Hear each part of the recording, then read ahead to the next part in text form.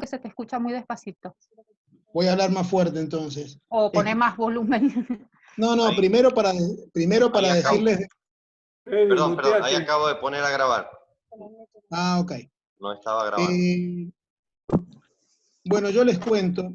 Yo hablé brevemente con Alberto hoy a la mañana y no es una dinámica de conversación donde yo le consulto sobre su obra y la búsqueda que tiene como artista, sino que yo creo que es el espacio final donde cada uno de nosotros va a poder preguntarle a Alberto inquietudes que uno les va surgiendo a partir de la obra, a lo mejor la parte más rica y profunda de la actividad del conversatorio.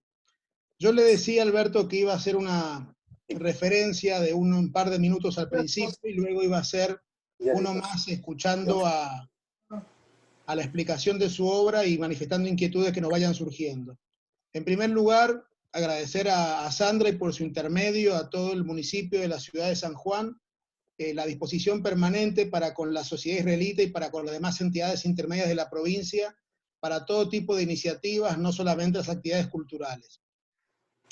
La obra que nos trae Alberto no deja de ser una obra extremadamente movilizadora, es una obra que nos lleva a un momento trágico de la humanidad, es un momento donde la humanidad, no solamente el pueblo judío, sino toda la humanidad pudo presenciar la atrocidad de lo que el hombre es capaz de hacer en el hombre. El Holocausto nos lleva a los 6 millones de judíos que fueron asesinados, 1,5 millones de ellos niños, y todas las acciones... Mateo, ¿ya saliste? Alguien está hablando. No sé si el administrador quiere silenciar. Bueno, ahí te busco. Chao. No sé quién está como administrador. Freddy, muteate, estás con el encendido ahí, con el micrófono, hay que mutearse para que no haya interferencia. Lo que quería decir yo en forma sintética es lo siguiente. Hay dos formas de abordar las políticas de la memoria y de la construcción de la sociedad. La sociedad ahorita de San Juan tal vez se apoya en la reflexión que hace tiempo largo atrás decía Santayana, el filósofo español, más americano que español, pero español, de que aquellos que no pueden recordar su pasado están condenados a repetirlos. Entonces, es una estructura que la tomamos en forma muy valiosa y para mí en particular es muy importante ver cómo a través del arte se aborda esto, porque es mucho más complejo que otras alternativas. No es un texto académico, no es colocar una placa diciendo acá pasó algo y no debe volver a ocurrir, sino implica un montón de complejidades. Y llamar a la memoria como construcción de la sociedad o llamar a no memorizar tanto para construirla es un desafío realmente fuerte. Yo tenía acá una fracción de una poesía de una poetisa polaca que se llama Szymborska de apellido, y que dice así una fracción de la poesía. Quienes saben la trama de la historia tienen que ceder a quienes apenas la conocen, y menos que apenas, e incluso casi nada. En la hierba que ha crecido, sobre causa y efectos, alguien debe tumbarse con una espiga entre los dientes para contemplar las nubes. ¿Qué decía esta poetisa de una generación mucho más cercana? Ella hacía un planteo como polaca diciendo, yo ya sé lo que pasó en el Holocausto, yo ya sé cómo hubieron polacos que colaboraron, yo ya sé muchas tragedias que se han vivido. ¿Qué tal si construimos y vivimos el futuro sin estar haciendo memoria en forma permanente? Ocurre que esa posición, más allá de lo emotiva que puede ser la poesía, nos hace volver en que una y otra vez la humanidad nos vuelve a demostrar, a la par de su capacidad infinita de hacer el bien, su capacidad para hacer el mal. Entonces se vuelve totalmente necesario pensar el presente mirando el pasado para aprender de él y construir un futuro donde no se repita ninguna de las desgracias que tienen que ver con lo que nos ha pasado como sociedad y como comunidad. La Sociedad Israelita de San Juan sí toma como misión el mirar el pasado para aprender sobre él y que no vuelva a vivir colectivo alguno lo que el pueblo judío vivió en el Holocausto. A partir de ahí, simplemente lo que yo quiero destacar es el mensaje de la obra de Alberto Álvarez. Y las preguntas que yo me quiero hacer, que pueden sonar académicas, pero no tienen la intención de serlas, es básicamente sobre qué es lo que es el valor atemporal de la memoria. En primer lugar, todos sabemos que la memoria, hay una memoria individual, que es la que tenemos cada uno de nosotros, y hay un montón de libros que se escriben sobre qué es la memoria y cómo se divide, la memoria de corto plazo, la memoria de largo plazo, el tipo de memoria que a mí me permite ver esa cara y saber que es Sandra Barceló, la otra memoria que me hace acordarme cómo atarme los cordones, y así los diferentes tipos de memoria. Pero esa memoria no es la que me interesa abordar, sino me interesa abordar el concepto de memoria colectiva. Es si es necesario y si vale la pena construir una memoria colectiva. Porque las memorias colectivas se construyen, siempre se construyen. Si queremos construir una memoria de Malvinas, es una construcción. La mayoría de nosotros no estuvo en Malvinas, la mayoría de nosotros no perdió un ser querido en Malvinas, y muchos de nosotros a lo mejor, bueno, acá creo que la mayoría sí habíamos nacido para la época de Malvinas, pero es una construcción, y ahí se empieza a construir una situación y una estructura, y la discusión es el valor de esa memoria. Entonces, la primera pregunta que yo dejo para Alberto, para que al final él pueda responder de las preguntas mías que le hago al principio, es si él entiende valioso la construcción de una memoria colectiva. En segundo lugar, un tema muy importante a tener en cuenta es que la memoria colectiva suele ser construida por el Estado, suele ser construida por la escuela, suele ser construida por el gobierno, que muchas veces el gobierno construye cosas distintas en el mismo Estado, y está nuestra capacidad de entender esa dinámica de aprendizaje. Y también me pregunto el tema de la atemporalidad, que es la segunda pregunta que yo le hago a Alberto. Si él toma el concepto de atemporal en el sentido que él toma un momento, un tiempo y un espacio, como por decir algo, Europa de 1933 a 1945, y a partir de ahí nos paramos en ese momento y atemporalmente nos sirve para aprender una y otra vez, o si lo atemporal es que a lo mejor la memoria que estamos construyendo sigue construyéndose repetidamente, vinculando cosas que pasaron antes de 1933 y después de 1945. La construcción de la memoria es un tema muy, muy complejo y se la discute en muchos aspectos académicos. Y se discute que la memoria se construye en muchas situaciones y con muchos fines. Como la mayoría del auditorio que tengo acá los conozco y tienen algún vínculo con la Sociedad Israelita de San Juan, van a entender el ejemplo que les voy a decir yo ahora, que no tiene nada que ver con la Shoah. Año tras año, las fuerzas del ejército de Israel suben a Masada y hacen una promesa de honor, que quiere decir, Masada no volverá a caer. Porque eso tiene su origen desde cuando el general Yadlin, en la década del 60, en su momento se paró frente a las tropas y dijo, cuando Napoleón iba llegando a Egipto, les dijo a las tropas, frénense, miren esas pirámides, 4.000 años de la historia nos está mirando. Y el brigadier de ejército israelí, Yadlin, decía en su discurso, frénense, miren esos muros, miles de años de nuestra historia nos está mirando.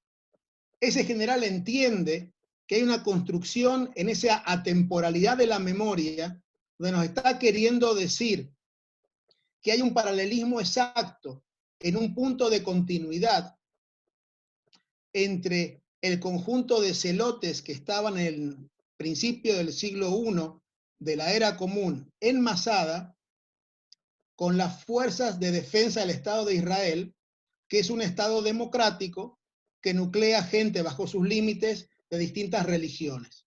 Pero es una construcción de memoria y de identidad.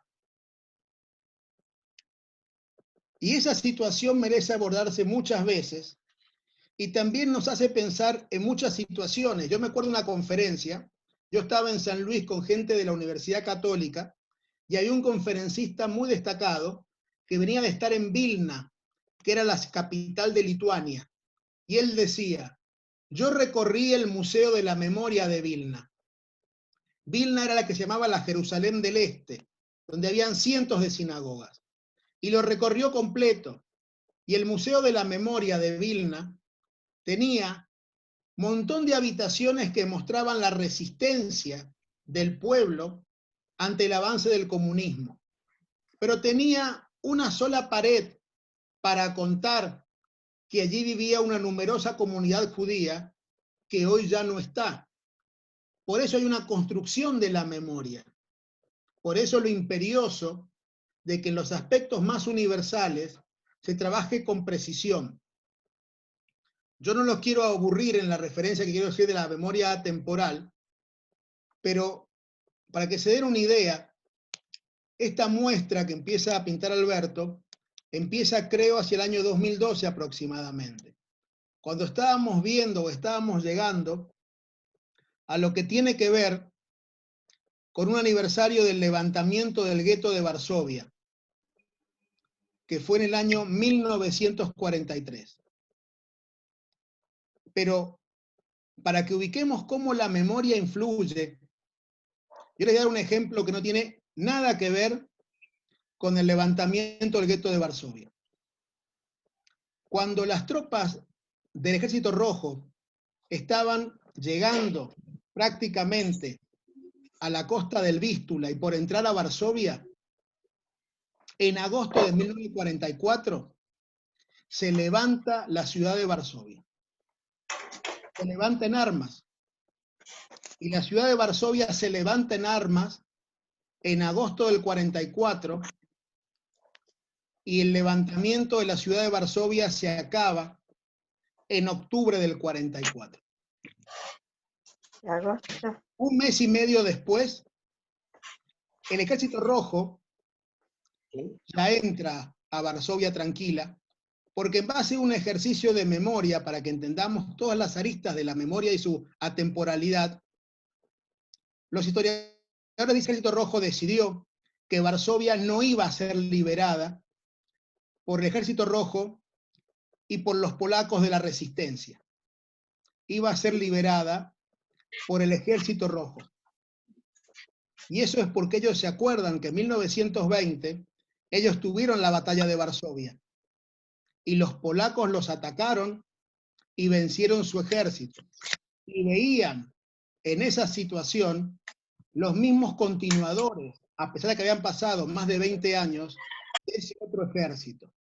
Lo que le quiero decir yo, que la memoria en su temporalidad afecta un montón de cosas, de decisiones, donde no nos quedamos recordando una sola cosa o la encapsulamos, sino que cotidianamente nos afecta desde conceptos bélicos hasta en la construcción social. Para hacer corto lo que sería más extenso, y no hacer una cuestión tan rebuscada, para decirlo así, es que hay que entender que la memoria, en su atemporalidad, nos hace pensar, primero, si existe una memoria colectiva que estamos obligados a construirla entre todos. Segundo, quién es la persona, quién es la autoridad que va a decir qué tipo de memoria colectiva debemos construir, sea para un pueblo originario, sea para un holocausto o sea para otro momento de la humanidad. Lo único que a mí realmente me parece fantástico y celebro es cómo la humanidad en su conjunto ha entendido que hacer memoria de lo que fue el holocausto es una de las cosas que no hay duda alguna que debe hacerse memoria. Porque la situación del negacionismo, de algo tan claro y categórico, es algo que está en un compromiso de todos en avanzar en esa memoria. Y yo celebro gente como Alberto, que aborda lo que fue el holocausto a través del arte, con la complejidad que implica, con la observación que puede tener de sus pares y de críticos, por lo delicado que implica el tema, por la complejidad que lleva. Ya había dicho Adorno que después de Auschwitz no se podía hacer poesía, y la gente decidió escribir narrativa y escribir poesía sobre el holocausto, desafiando a un filósofo de esa envergadura de la Escuela de Frankfurt. Y así vemos personas como Alberto que lo sigue haciendo. Que la comunidad judía de San Juan tenga la titularidad de alguna de estas obras de una muestra que ha estado en el exterior y que entiendo que el año que viene, situación de salud sanitaria mediante, vuelve a estar otra vez en el exterior, me parece una cosa fantástica. Que los sanjuaninos podamos ir y ver esas obras y movilizarnos y hacer memoria, me parece increíble. Y que entienda que lo atemporal nos permita que dentro de 10 años, 20 años o nuestros nietos sigan viendo esa obra y puedan sentir lo mismo que nosotros, me sigue pareciendo increíble. Así que no quiero abundar más y le doy la palabra a Alberto. Era nada más que eso y muchas gracias.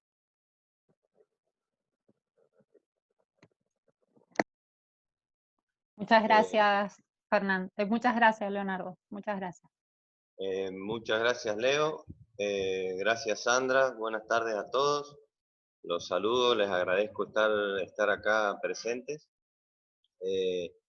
Por ahí, principalmente, el primer agradecimiento es a Leonardo por todo lo que ha hecho al respecto para que esta muestra se lleve a cabo desde su origen, desde que se inició en el año 2011 fue, ahí le corrijo a Leo, decía 2012, fue en el 2011, se inició con este trabajo.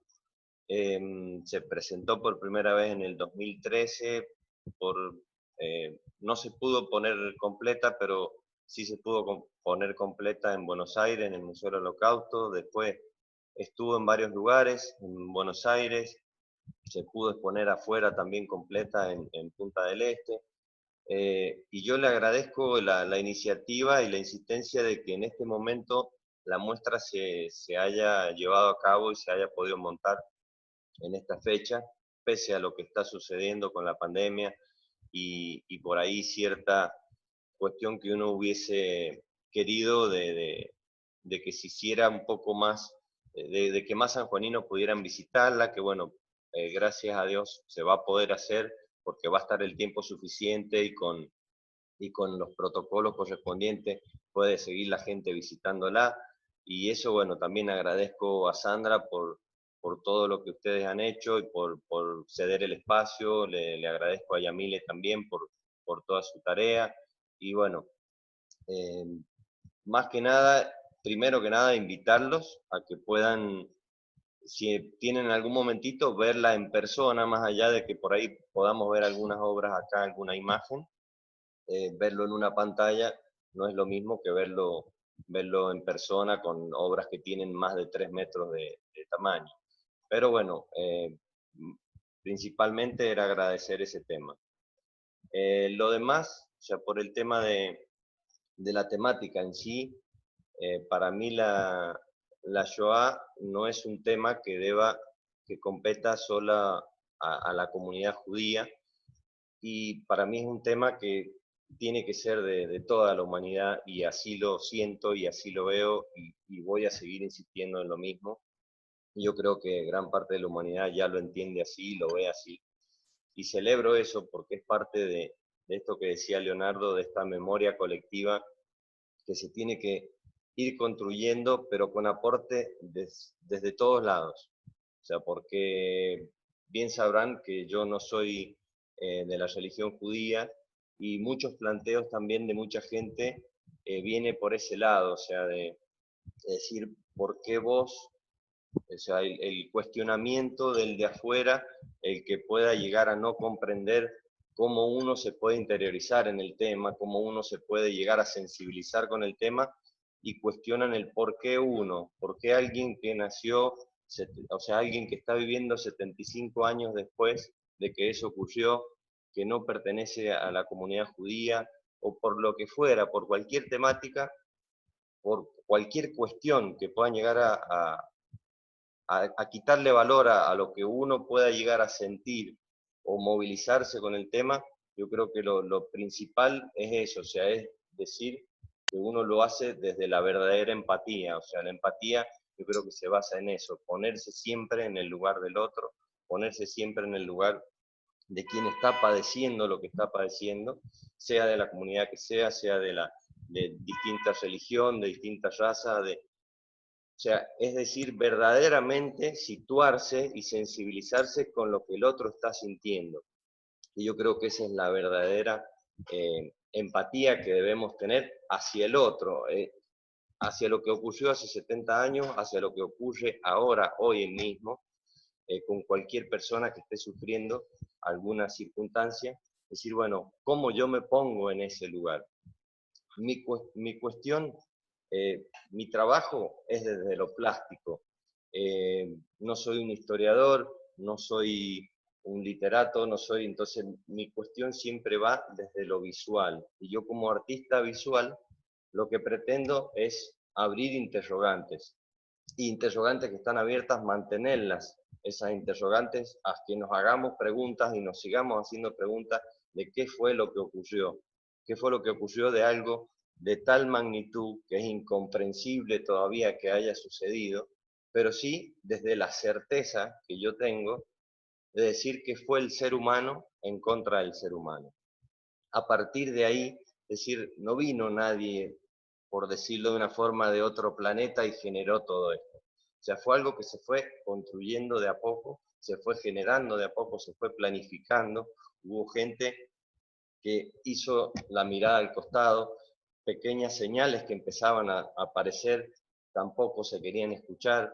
Sucedió la noche de los cristales, el mundo lo cayó por completo.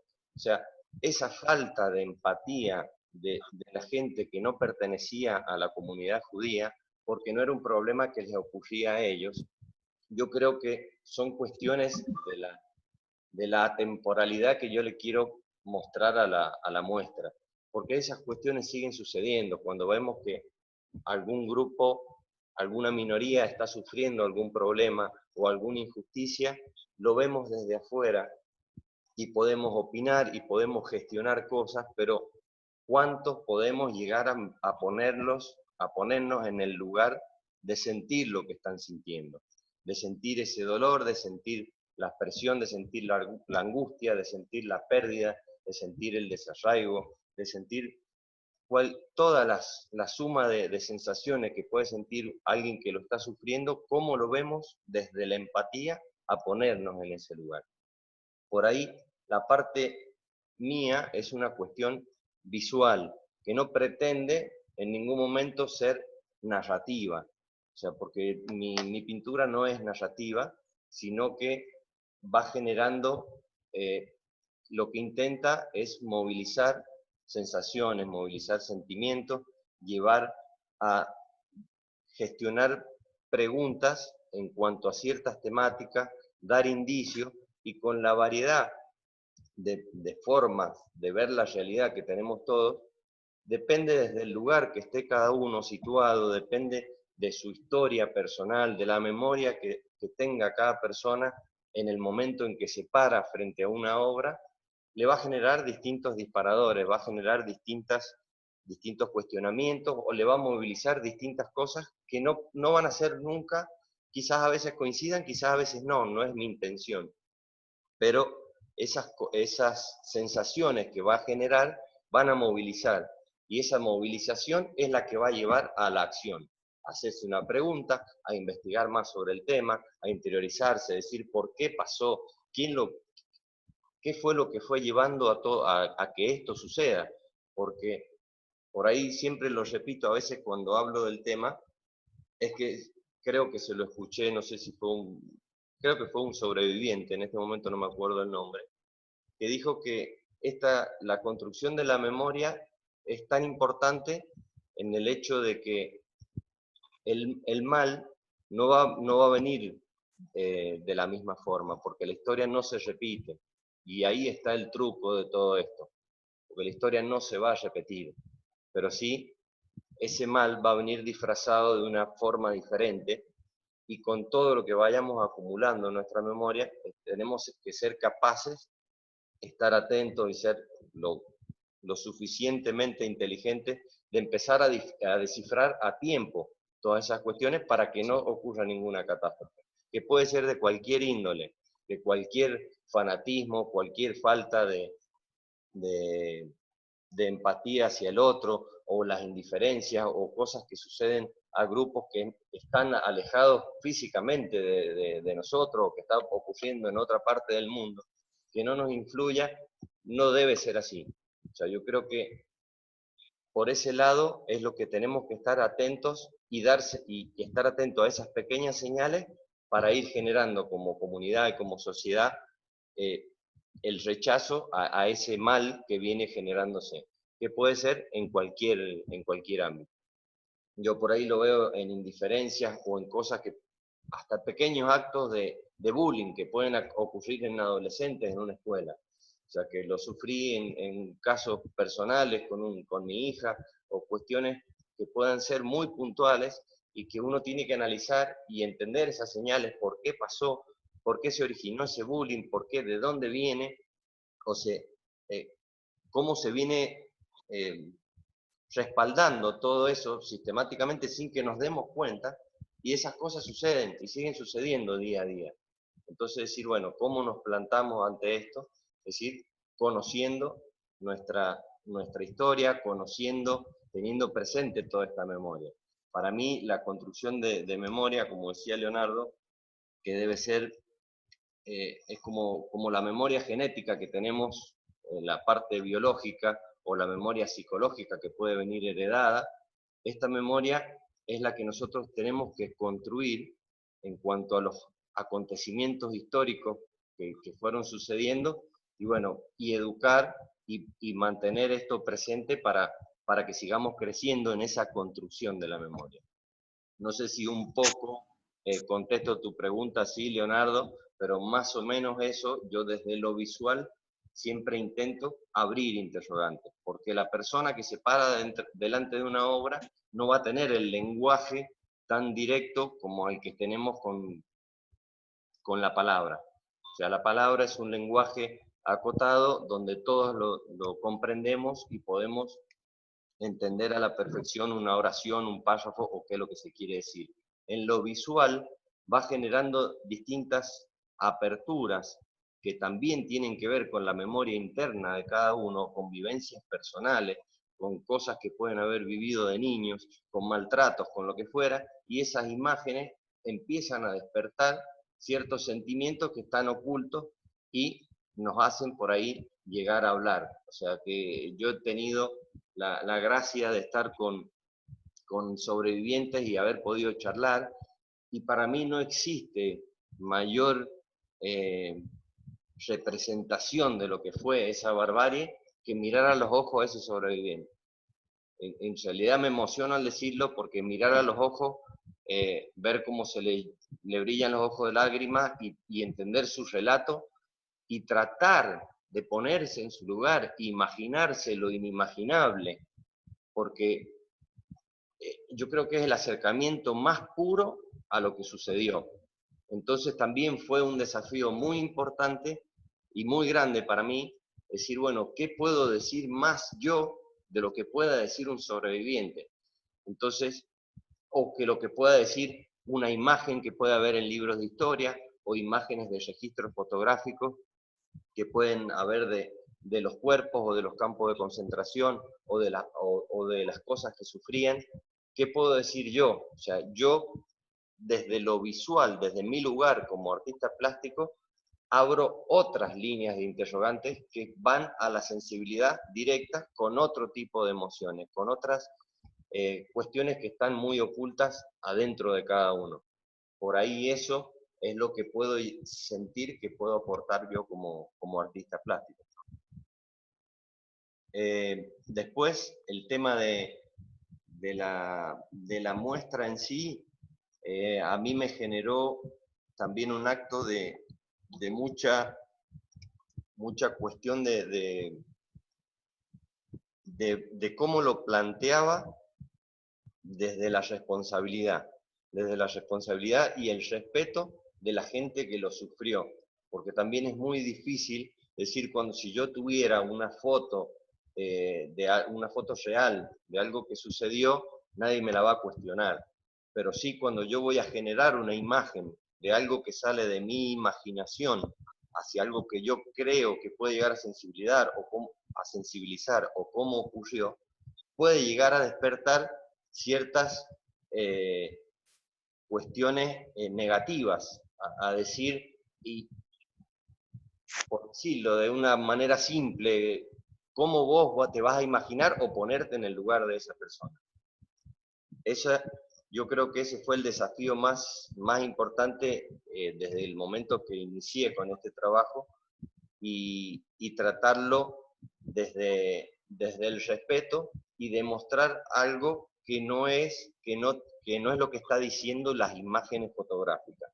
No está la representación de contar la historia como algo que sucedió cronológicamente, así empezó, así siguió, y esto fue lo que sucedió, sino la cuestión atemporal, es decir, que cada obra que uno ve se puede llevar directamente a lo que fue el Holocausto, o se puede llevar a una fecha actual, o se puede llegar a cualquier otro holocausto o cualquier otra barbarie que pueda suceder en el futuro.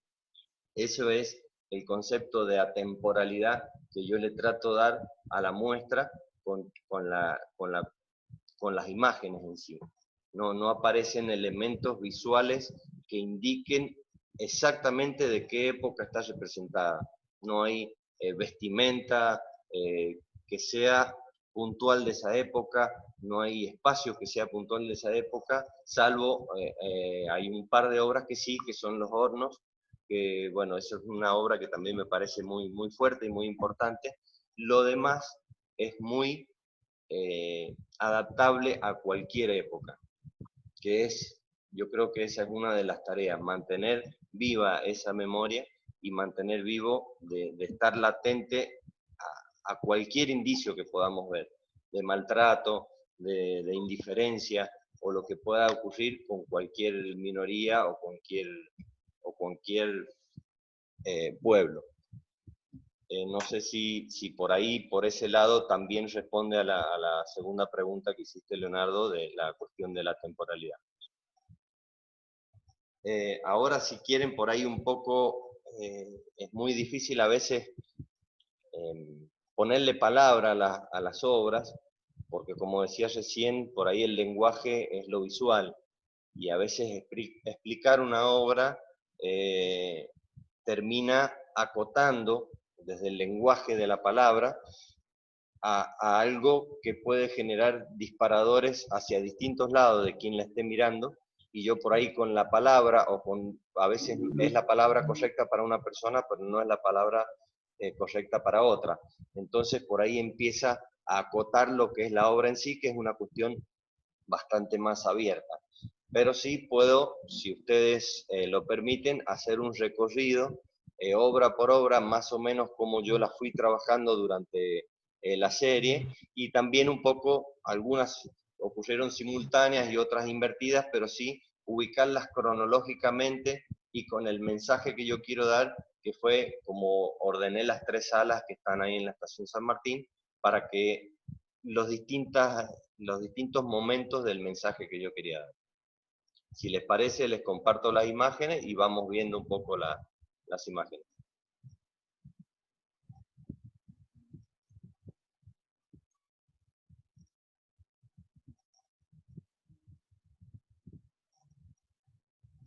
¿Ahí todos pueden ver? Oh, no puedo ver, sí.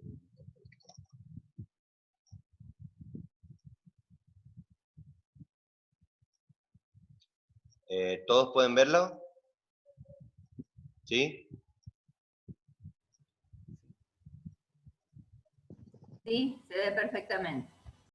Bueno, esta obra no tiene título. Viene a hablar un poco, no a representar en sí, pero sí a hablar un poco de cómo puede haberse visto el gueto de Varsovia desde el lado de adentro. Que por ahí el hecho de poner todo un pueblo encerrado en lugares acotados donde todos tuvieron que compartir espacio con poca alimentación.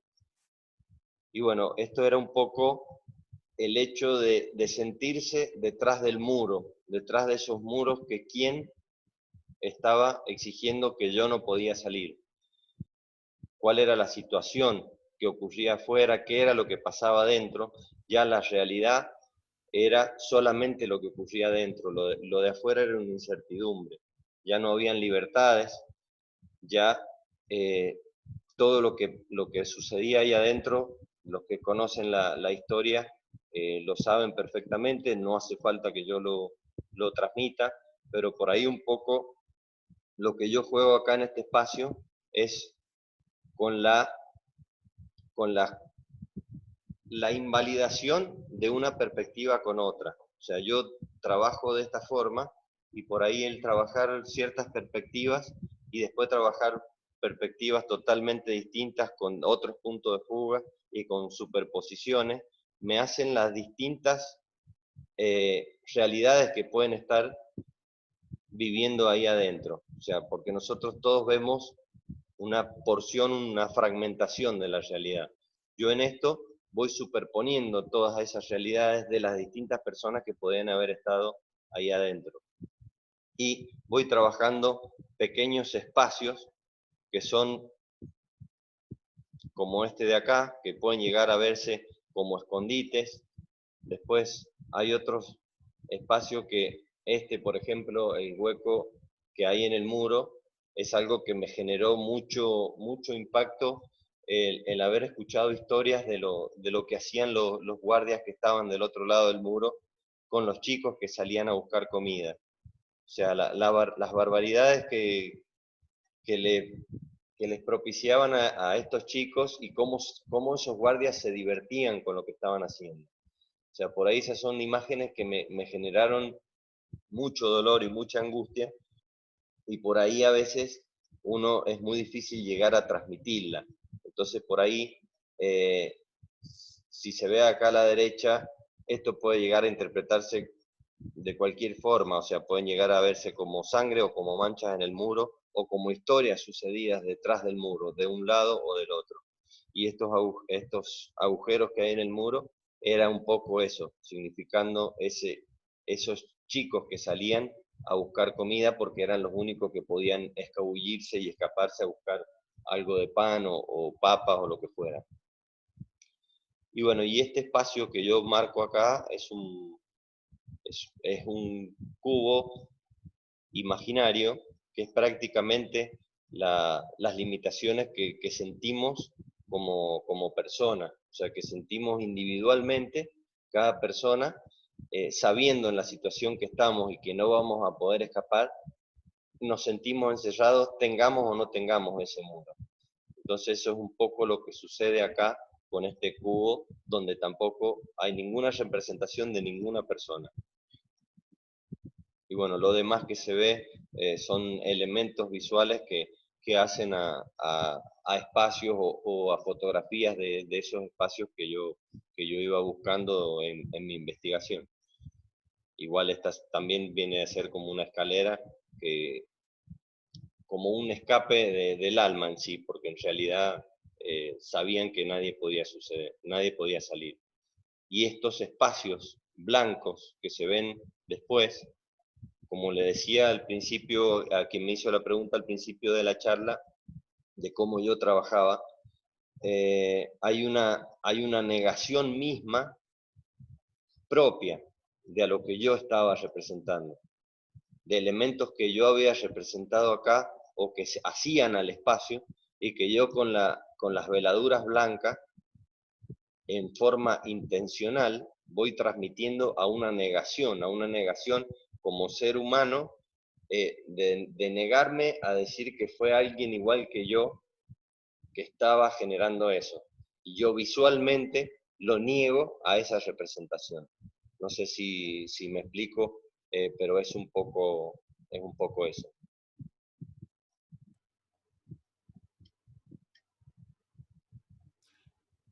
Alberto, ¿Sí?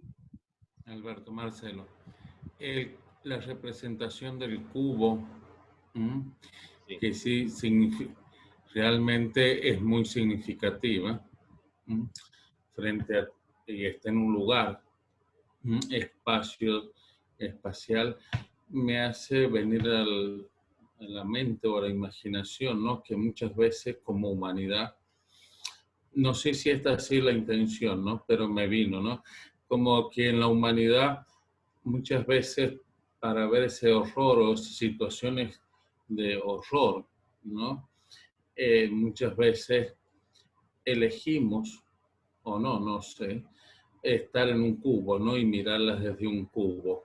Exacto, exacto. O sea, desde el hecho de decir también, yo tengo suficientes problemas como para meterme en los problemas de los demás. Y yo creo que ese es uno de los problemas principales que tiene la humanidad, ¿no? Del no entender que el problema del otro es problema mío, en realidad. No estoy en un cubo. O sea, no puedo verlo nunca desde un cubo. No sé Bien. si es eso lo que... Sí, gracias. Nada.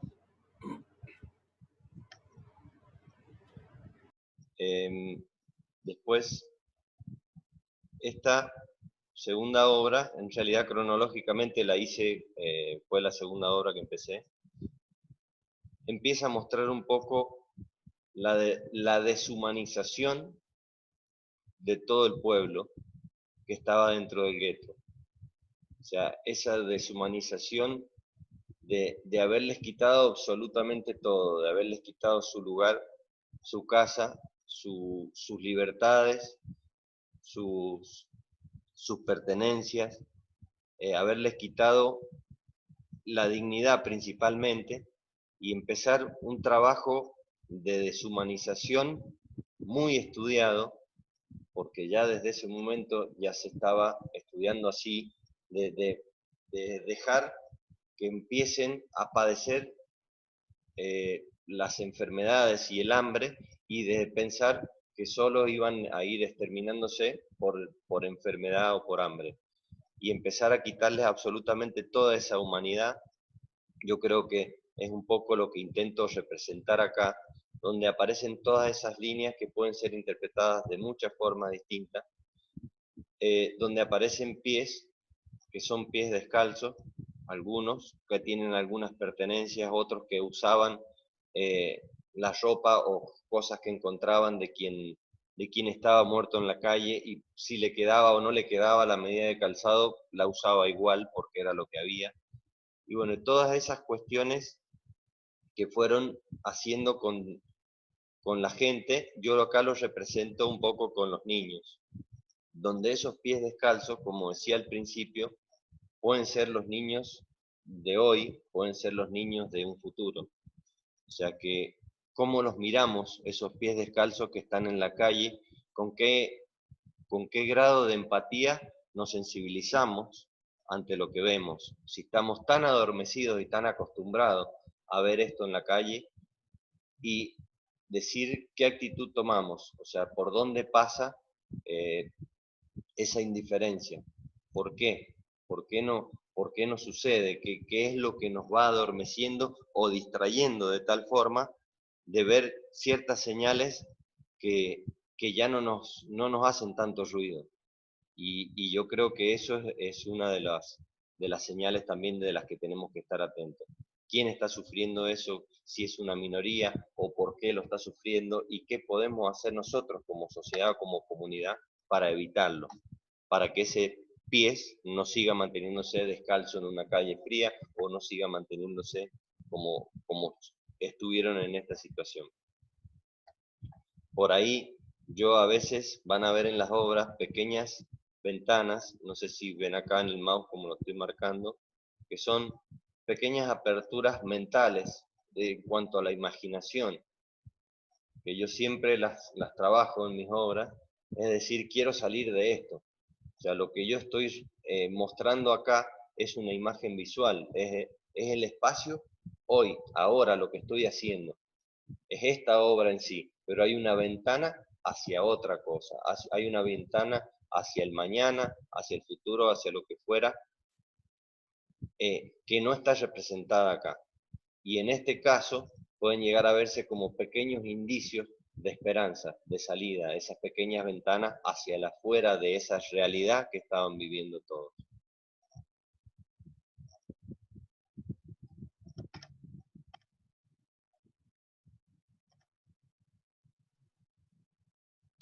Te interrumpo un momento, Alberto, para hacerte un comentario, ¿Sí? porque en la pintura anterior me llamó la atención que tus ventanas estaban todas cerradas, en la anterior. Y acabas de hacer un comentario ahora que siempre pones una ventana como es una salida. En esta, que en la parte superior todas las ventanas estaban cerradas. Sí. Y me llamó la atención porque es como una cosa que decir, bueno, no veo. Y ahora estás diciendo que tu ventana sale, o sea, es una salida hacia afuera en esta otra pintura. En esta pieza sí, porque la primera es donde inicia el encierro y de no entender la situación de ese encierro, de decir que otro me puso ahí, me obligó a estar ahí. Entonces yo no tenía permitido salir ni ver lo que sucedía afuera, ni pensar en el futuro hacia el afuera. Acá es un poco una cuestión que yo la dejo más abierta a pensar de que si el que salió por esa ventana es quien en realidad es el que lamentablemente dejó su vida ahí adentro y no pudo superar la situación. O sea, yo un poco voy dejando ciertos indicios en algunas piezas que individualmente me significan algo a mí. O sea, no sé si me explico.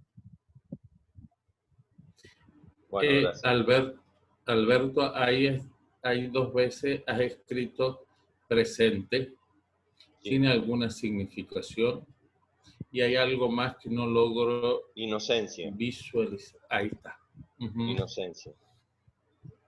Es esa inocencia perdida a esos chicos que se hicieron adultos de golpe por esa situación, perdieron toda inocencia y hoy en día, en el presente, también sigue sucediendo con chicos que son maltratados, con chicos que sufren abusos o con chicos que sufren cualquier realidad que no es la mínima indispensable como para tener su niñez, y los obliga a perder esa inocencia y a madurar de una forma abrupta.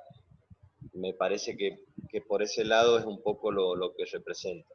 O sea, es un poco ese juego también de irme a esa fecha cronológica durante el Holocausto dentro del gueto, o cosas que pueden ocurrir actualmente.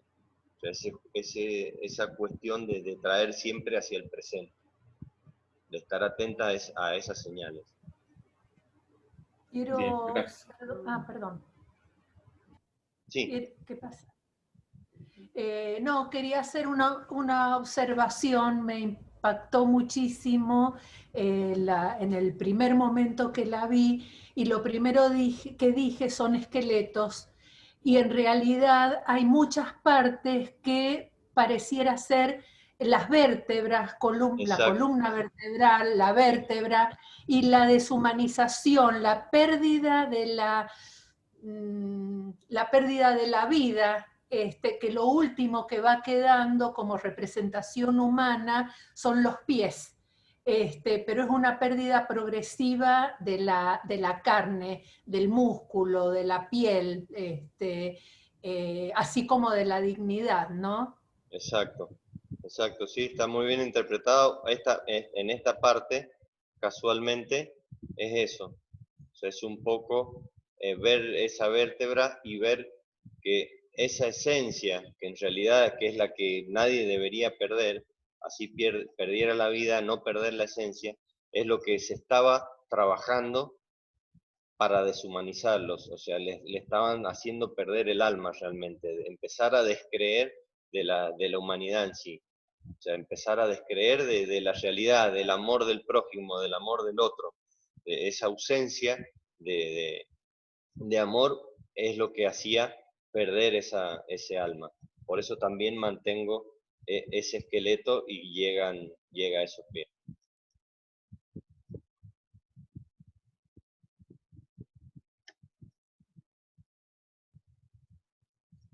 En esta pieza es un poco, el título es Si estuvieras. Yo un poco con esta pieza rindo homenaje a los héroes, que fueron héroes, algunos conocidos, pero la gran mayoría héroes anónimos, que que hicieron todo lo posible y arriesgaron su vida para salvar chicos o para salvar a quien pudieran salvar.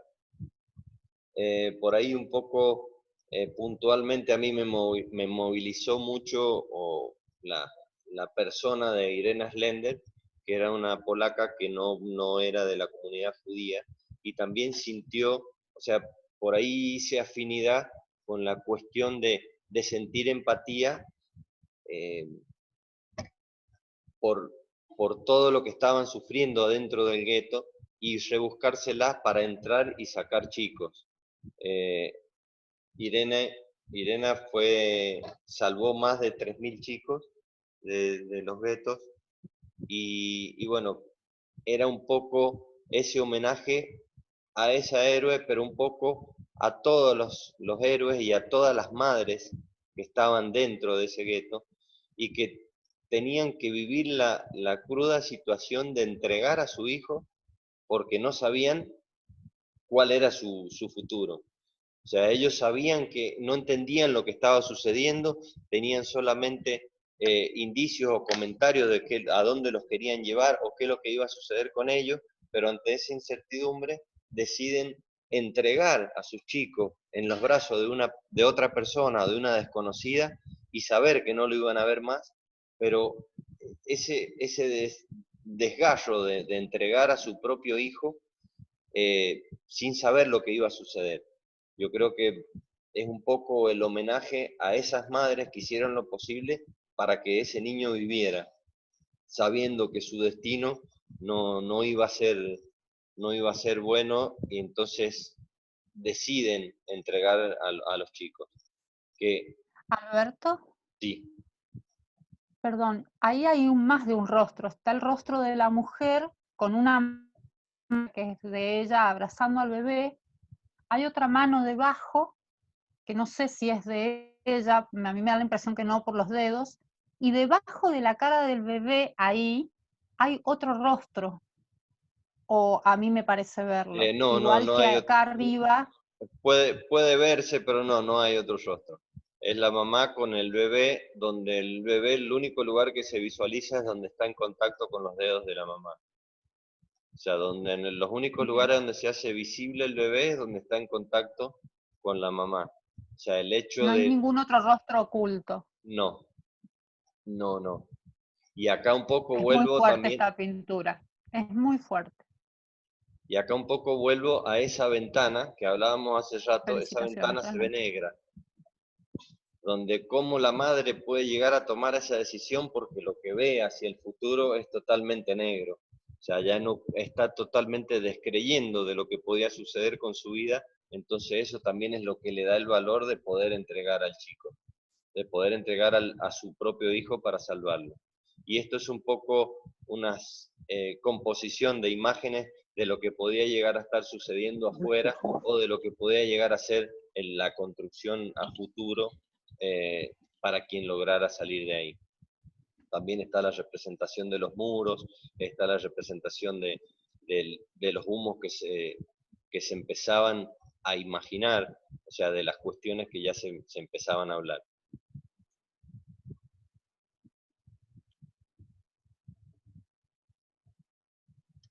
El nombre de la obra, creo que lo dije, es Si estuvieras, que también está puesto ahí oculto en la obra.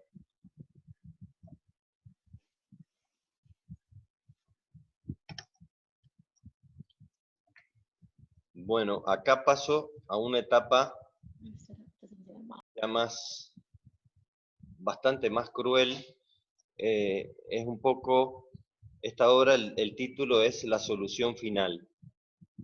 Y acá un poco lo que hago es una abstracción de cómo el ser humano, con la imaginería que tiene para crear cualquier tipo de cosas, para inventar cualquier tipo de cosas, cómo tuvo la maldad y la frialdad suficiente para calcular una aniquilación sistemática, pensada, financiada, estudiada a cada detalle para que el pueblo y la gente que lo estuviera sufriendo no notara hacia dónde los llevaban, qué es lo que les iba a suceder, todas las cuestiones que se analizaron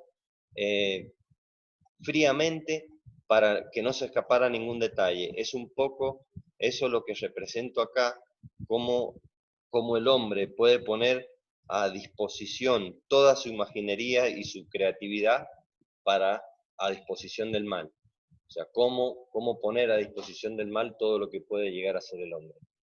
Es un poco lo que está representado acá desde una abstracción, que está pensado también a una obra monocromática solamente con negro y blanco. Alberto, ¿puedo decir algo? Son impresiones. Aparte de lo que vos planteás como el plan sistemático de destrucción planificado, también la vida de los que allí estaban en el campo de concentración, para cada cual se limitaba a un cubículo. Todo estaba en sus camastros, en espacios así como el representado, y desde las necesidades fisiológicas hasta dormir, estar, permanecer en la quietud. Me parece que representa el plan y a la vida a la que fueron sometidos. Exacto, sí, exactamente.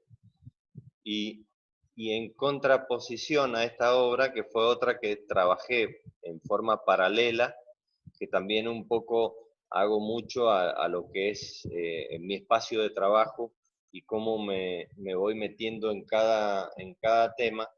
En el lado opuesto del taller, yo trabajé con la obra que era totalmente quién iba a recibir todo este plan, quién era el que iba a sufrir este plan, y era un poco esto. O sea, qué es lo que podía estar sucediendo desde una abstracción, desde el pensamiento, desde pensamientos propios de dolor, angustia, de descreimiento en la humanidad, de haber estado sufriendo lo que estaban sufriendo, cómo podía llegar a verse el interior de la persona para la cual estaba preparada el plan. Esto es un poco también esa abstracción que si miramos hacia el centro de la obra va cada vez más oscuro, que cuando iba mirando más hacia adentro iba sintiendo que el plan estaba hecho, o sea, que no había escapatoria, que no había forma de salir del plan que les habían preparado. Es un poco, yo a veces cuando ven en las obras mías, son elementos de ramas, que acá está representado de una forma más abstracta, pero ya lo voy a charlar en otra obra. Yo hablo mucho de las relaciones humanas, hago siempre una analogía con las ramas. Acá es más una abstracción de ir al interior de lo que podía estar sintiendo cada una de esas personas. O sea, cómo podían estar viviendo esa realidad. Y siempre los espacios blancos hacia afuera estas veladuras blancas que aparecen arriba, abajo, en los costados, es un poco lo que dije en la obra, 3 obras antes, de esa negación de esa realidad. Intentar negarlo, decir no quiero esto, pero está, y vuelve a surgir. Y si voy más adentro mío, ese dolor está y es más fuerte y es inevitable.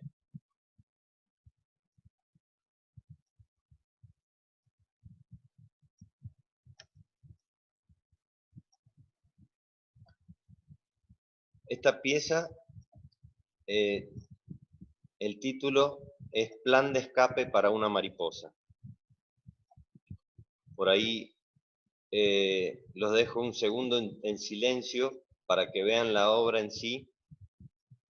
Por ahí a veces, como les dije al principio, a veces uno cuando pone palabras empieza a limitar lo que es la pieza, pero sí con el título ya doy cierto indicio. El plan de escape para una mariposa.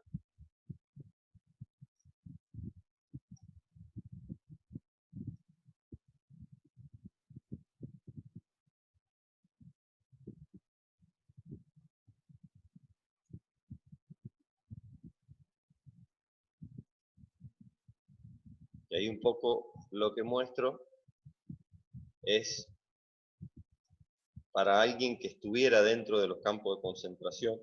Yo acá lo vuelvo a llevar a lo que es un niño, es decir, cómo planificar para que, ya sabiendo que yo no me puedo salvar, que mi alma sí se salve. O sea, ese es un poco la analogía que yo hago con ese plan de escape para que esa mariposa pueda salir de ese campo de concentración, pueda llegar a la afuera, a lo que yo conocía del mundo, a lo que era antes de todo esto. Es un poco esto lo que yo represento acá, que puede llegar a verse a alguien que no sobrevivió y su alma pudo escapar en una mariposa, o puede verse como alguien que sí pudo sobrevivir y logró, gracias a ese pensamiento de creer en el afuera, de creer en que el alma se podía salvar, es lo que lo hizo mantenerse vivo. Yo acá la obra esta la planteo como una cuestión cíclica, donde en la parte izquierda puede verse como un infierno, bastante dantesco, donde es el infierno mismo que estaban sufriendo cada persona. Todo lo que veían, lo que vivían a su alrededor, acá aparece el número de los 6 millones, aparecen todas estas cuestiones que eran ajenas a ellos, que eran inmanejables, pero eran ese infierno al cual los habían sometido. Y la situación que se genera con la niña que intenta sacar a esta mariposa, encuentra al final del ciclo otra vez ese infierno que puede llegar a volver a empezar, porque como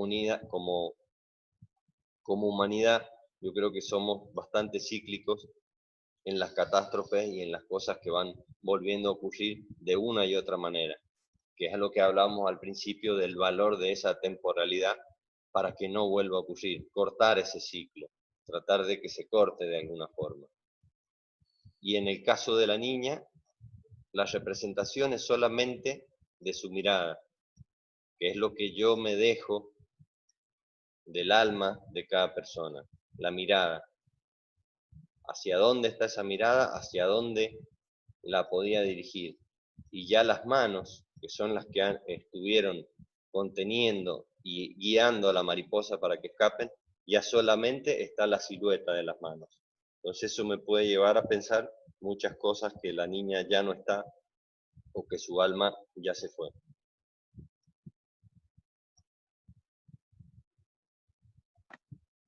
Quería hacerte una pregunta, Alberto, ¿puede ser? ¿Sí? En relación a esa obra. Sí. Que estaba notando de que justamente aparecen en esa obra ese blanco que vos lo relacionabas con la negación. Sí. Entonces pienso que sí, puede llegar a tener que ver esa negación como evasión ante una realidad indefectible, como si fuese la única posibilidad de escape. Exacto, exacto. Así como muchas personas cuando salieron, o los sobrevivientes que hay, el silencio que mantuvieron durante 70 años o 40, 50 años, hasta que no emitieron una palabra o no pudieron decir nada de lo que habían vivido, de lo que había ocurrido. Entonces eso también es un poco esos velos blancos que ponemos de negación a lo que realmente sucedió. O sea, que a veces son indispensables para poder sobrevivir, porque por ahí el daño, o el ver el daño que le están haciendo al que está al lado, y cómo yo estoy sobreviviendo, eso también yo creo que tiene que haberse sentido por la gran mayoría, de que si no existía esa negación a lo que estaban sufriendo, no podrían haber sobrevivido, por lo menos psicológicamente, de haber visto lo que veían, de haber estado, por decir, caminando entre los cuerpos o apilando cuerpos, o sea, de llegar hasta la locura, de ver imágenes prácticamente, no sé cuál sería la palabra, pero quizás hasta pornográfica, de decir, ver algo que decir no es posible, o sea, no puedo soportar verlo. Y esos velos blancos son los que yo a veces pienso que son los que ponemos delante de nuestra mente para poder soportar ciertas cosas. Bien.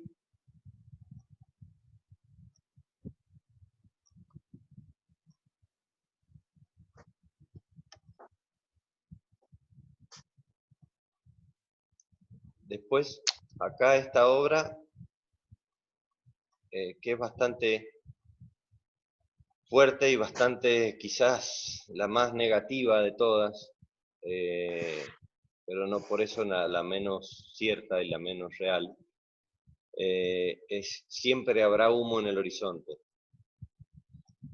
Donde yo acá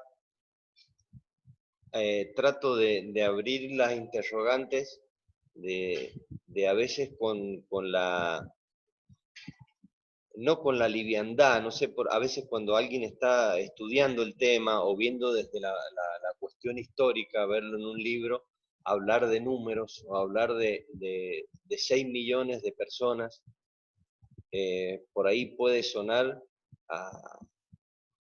como más digerible, pero si nos ponemos en el lugar de que esas 6 millones de personas fueron 6 millones de historias, 6 millones de vidas, 6 millones de familias, 6 millones de personas que tenían hijos, que tenían hermanos, que tenían padres, que tenían futuro, que tenían sueños, que tenían historias vividas y por vivir, cosas que quedaron truncas.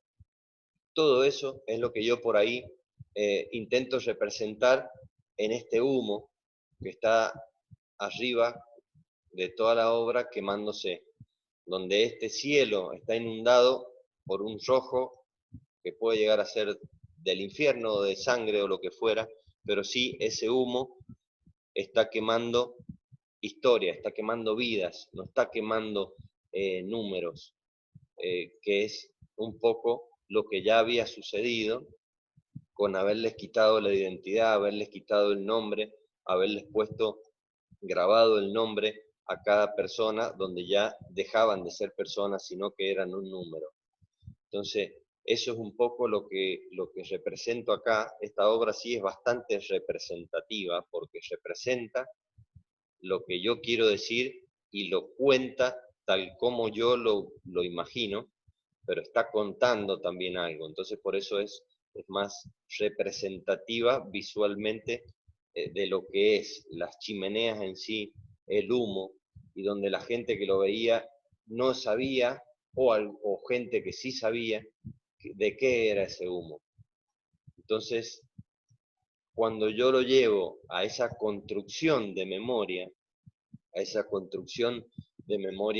que tiene que estar presente y que tiene que estar visible todo el tiempo, esa temporalidad cobra mayor fuerza aún cuando yo digo que siempre habrá humo en el horizonte. Haga lo que haga, yo siga para adelante, así cuando seguí con otras temáticas en mi pintura, ese humo que yo vi de saber que eran cuerpos, no se va a salir nunca de mi mente.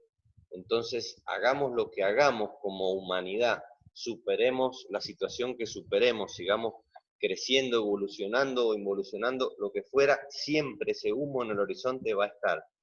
Entonces puede llegar a sonar negativo, pero es la cruda realidad como yo la veo, como yo la siento, y es parte del crecimiento de la humanidad, de saber que ese humo va a estar ahí, no lo vamos a borrar ni lo vamos a olvidar, eso va a estar siempre ahí, en la imaginación de cada uno, quien lo vivió y quien no lo vivió. Entonces a eso hace referencia el título de que siempre habrá humo en el horizonte.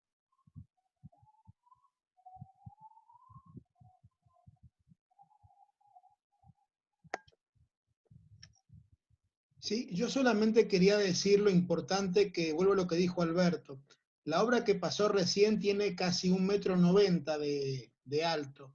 Quien tenga la posibilidad, del que está en San Juan, vea de acercarse a la estación San Martín, porque son obras que tienen una potencia muy significativa cuando uno la ve en directo por el tamaño y lo que tiene la imagen en cada uno de lo que se alcanza a apreciar en cada uno de los segmentos de la obra.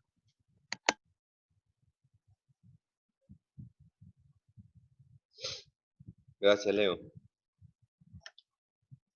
Ahí, en esta obra, es una continuación del plan de escape para una mariposa. Decidí también ponerle el mismo título, las dos tienen el mismo título, plan de escape para una mariposa, donde ya lo planteo ya sin ese infierno, sino donde esta niña está viviendo una realidad, o la vivió, que tiene todo ese peso sobre su espalda, que no lo va a poder evitar, no lo va a poder sacar de su cabeza, no lo va a poder sacar de su pasado, pero sí ya hay un mensaje donde la única parte de la obra que tiene color es la palma de las manos que estuvo en contacto con la mariposa. Entonces puede llevar a distintas interpretaciones, que por ahí yo intento no decir cuál es la mía, pero sí hago referencia a qué es lo que son estas ramas que están enredadas con alambres de púa. Como si pueden ver, los mismos alambres de púa que se llevaban a los campos de concentración están enredadas entre estas ramas. Y toda esta cuestión de la rama, yo hago una analogía a las relaciones entre las personas, a las relaciones entre los seres queridos, entre los seres humanos, relaciones que crecen, que se ramifican, otras que se secan. En esta realidad hay toda una red de relaciones o de personas que pueden llegar a interpretarse que ya están secas, que no están presentes, que no van a estar, que sí son parte de su historia, de su realidad, pero ya no la acompañan.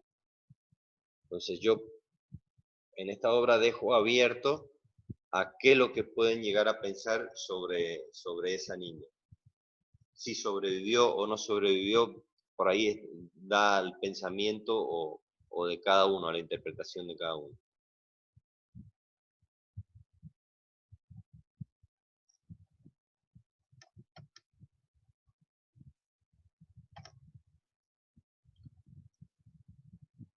Después, esta pieza se llama Construcciones desde la ausencia. Y es un poco poner en valor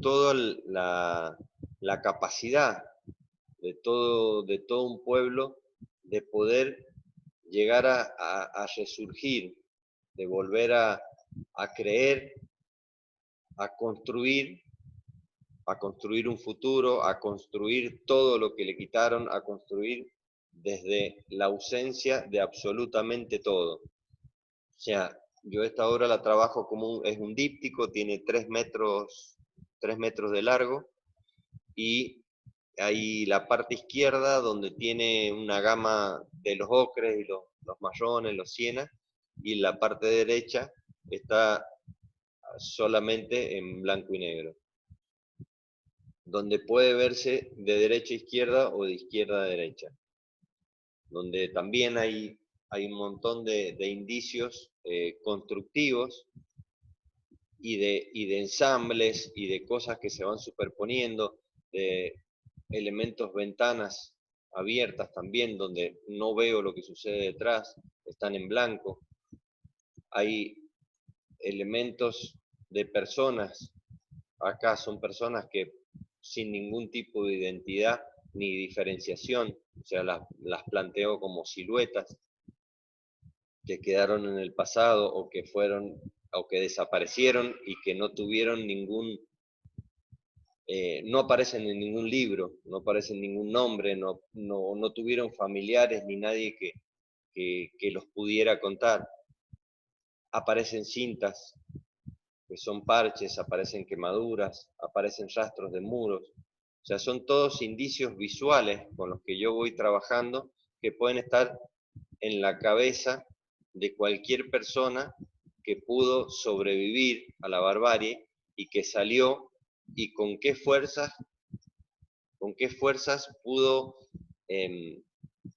volver a creer en seguir adelante, en dar el paso, en volver a construir, que es un poco lo que yo hago, es eso, es valorizar el poder que tuvieron de resiliencia, de poderse plantar ante una realidad que ya era inevitable, y bueno, así como las personas que lo único que hicieron que las mantuvo viva era la simple ilusión de llegar a ver a su ser querido al momento que salieran del campo de concentración, al momento que la guerra terminara, y encontrarse después de salir, no tener absolutamente nada, y la persona que realmente estaba, ellos creían que iban a ver, no estaba. Entonces, hasta desde ahí, de esa ausencia total en cuanto a los sentimientos, en cuanto a lo que lo sujetara en este mundo, o sea, decir, bueno, volver a creer. ¿Cuál fue el paso? ¿Cómo fue ese paso? Esas son una de las cuestiones que yo me planteo, más allá del reconocimiento de su valor, que yo me las planteo como pregunta, o sea, como pregunta desde lo psicológico, es decir, ¿cómo puedo volver a empezar si no tengo nada, si me quitaron todo? O sea, a eso es lo que se refiere un poco esta obra, y sin embargo se pudo construir desde esa ausencia. Entonces, eso es un poco lo que dice el título, que es ciertos indicios de esperanza en la humanidad, es decir, pude construir a partir de.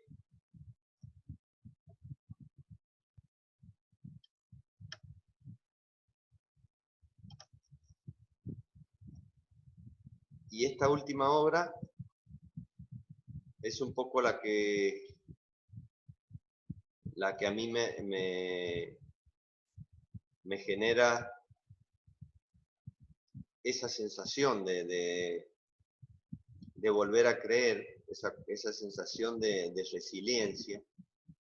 Como dijo Leonardo al principio de la charla, hubo filósofos que dijo que no se podía escribir poesía después de Auschwitz. Y bueno, acá el planteo es el mismo, es decir, y que fue un planteo personal también. Después de esto, volver a pintar un beso. O sea, ese es el título de esta obra.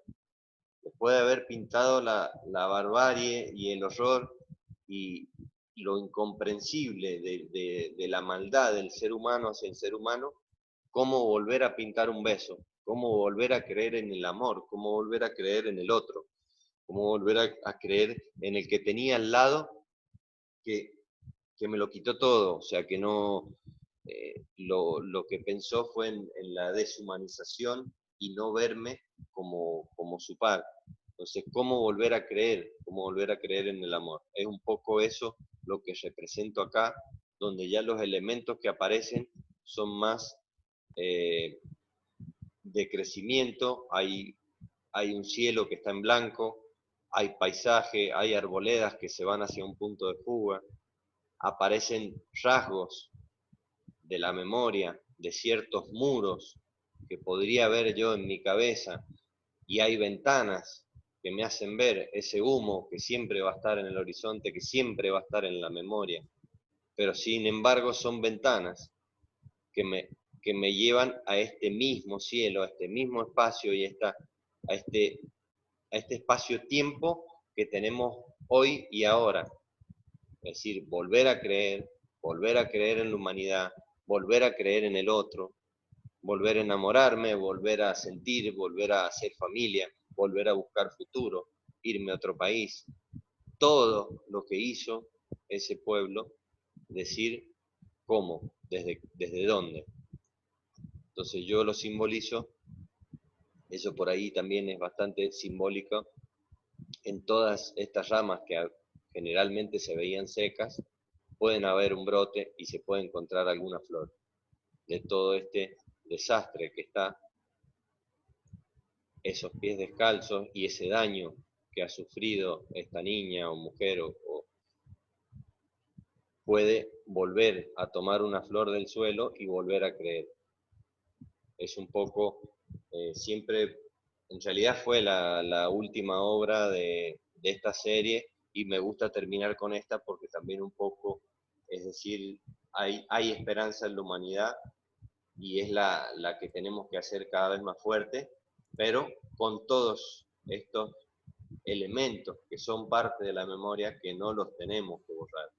No podemos ser ingenuos y tener una mirada positiva ingenua, sino sabiendo todo lo que sucedió, sabiendo lo que podemos hacer, así como podemos hacer el bien, podemos hacer el mal. Y somos tan capaces y tenemos tanta creatividad para hacer una cosa como la otra. Entonces yo creo que ese es el hecho de que todos podamos, como esta niña, recoger una flor y construir desde ahí.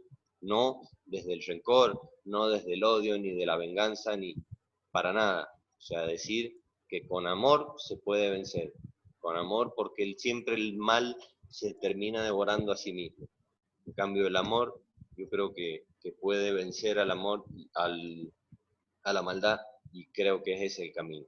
Ese es el camino que yo elijo, ese es el camino que yo creo, como desde el hecho del hacer, de meterme en esta temática y de sentirlo desde esta forma para eso mismo, para decir, vuelvo a tomar esa flor y sigo para adelante, y creo en esa humanidad y creo en que tenemos que estar fuertes para poder llevar todo hacia el amor. Espero haber sido claro y no haber arruinado con mis palabras a veces limitadas de lo que por ahí ustedes mismos se pueden imaginar en cada obra. Por ahí las piezas mías son más que nada situaciones que dejan abierto al pensamiento y al sentimiento, donde cada uno, desde donde lo mira y desde, como dije al principio, desde sus experiencias propias, puede situarse delante de la pieza y le va a generar movilizaciones o no hacia distintos lados. Entonces eso por ahí es lo que siempre intento que se mantenga abierto.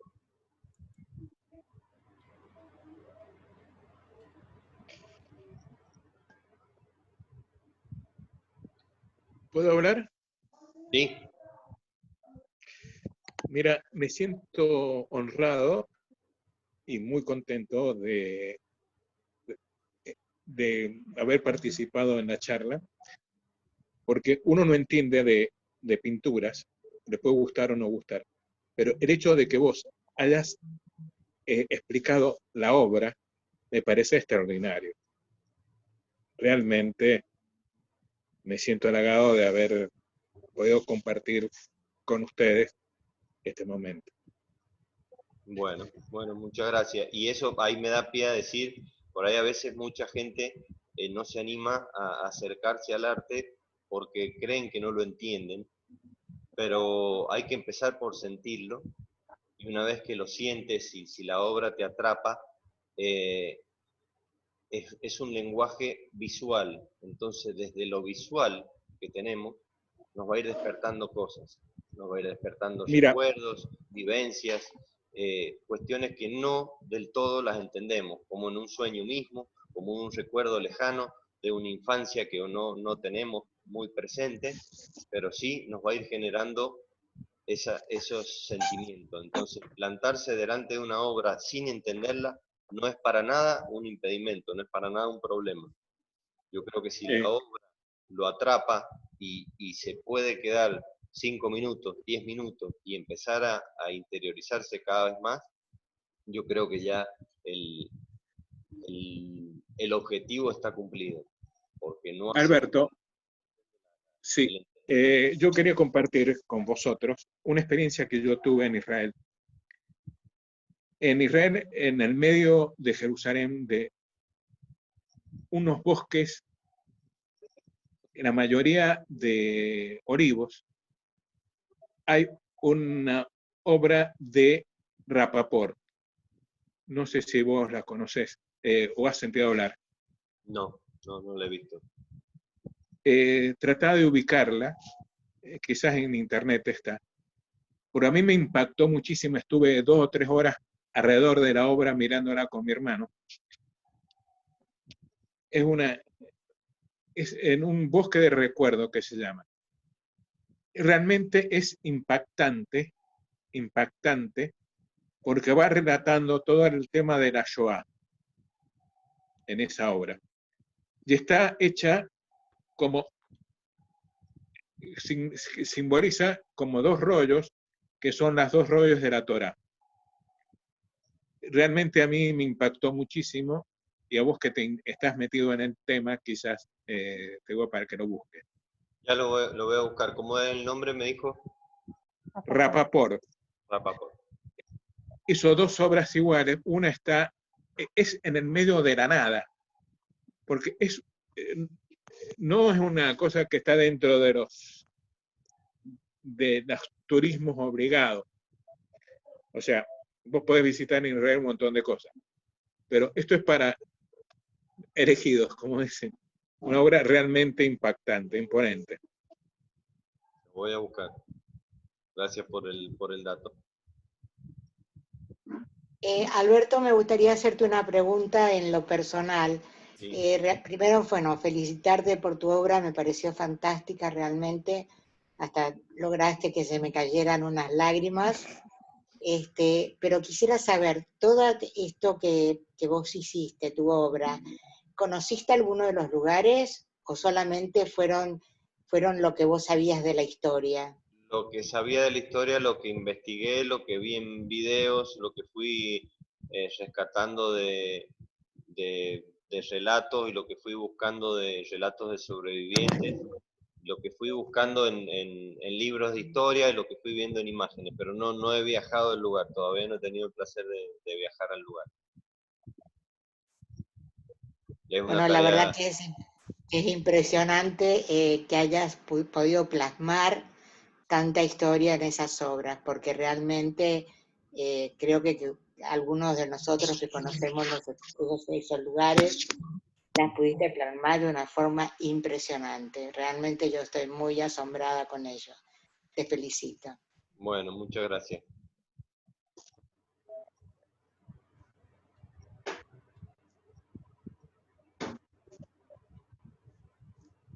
No sé si alguien quiere hacer algún tipo de preguntas en cuanto a alguna pieza o en cuanto a algo, o por ahí a mí o a Leonardo o lo que fuera, o de alguna obra puntual, lo que fuera. ¿Me escuchás, Alberto? Sí, Fanny, ¿cómo estás? Bueno, te quería decir que en el transcurso de lo que iba mostrando, yo captaba el despojo de humanidad, el despojo de dignidad, el despojo de esperanza, el despojo de inocencia, el despojo sistemático de vida, y tuviste la visión esperanzadora de lo positivo para la humanidad. Y te felicito en el mensaje y en la interpretación de lo que ha sido la Shoah. Gracias por compartir esta obra. Bueno, muchas gracias, Fanny. Me alegro que haya interpretado y haber podido visualizar eso, que es un poco la idea, o sea, ante estos temas que nos duelen tanto y que cuando uno sensibiliza, duelen cada vez más y se empieza a meter cada vez más en el tema, sigue doliendo, pero decir cómo creer en esa esperanza, cómo tener esa esperanza. Por ahí a veces cuesta cuando uno es demasiado sensible con ciertas cosas. A mí me tocó hacer toda esta serie en un momento importante de mi vida, donde en ese momento tenía 2 chicos, después vino el tercero, y una persona muy querida, el día de la inauguración de la muestra en el Museo Franklin, me preguntó, que me conoce y sabe cómo me pongo con estas cosas, y cómo hacías para estar y para seguir y para creer y poder plasmar. Yo realmente en mi taller, el que no conoce o el que no lo conoce, lo invito a que venga y lo conozca. Yo tengo todo un ventanal donde detrás del ventanal, o sea, es todo vidriado el taller, donde veo mi patio y tengo el columpio donde juegan mis chicos.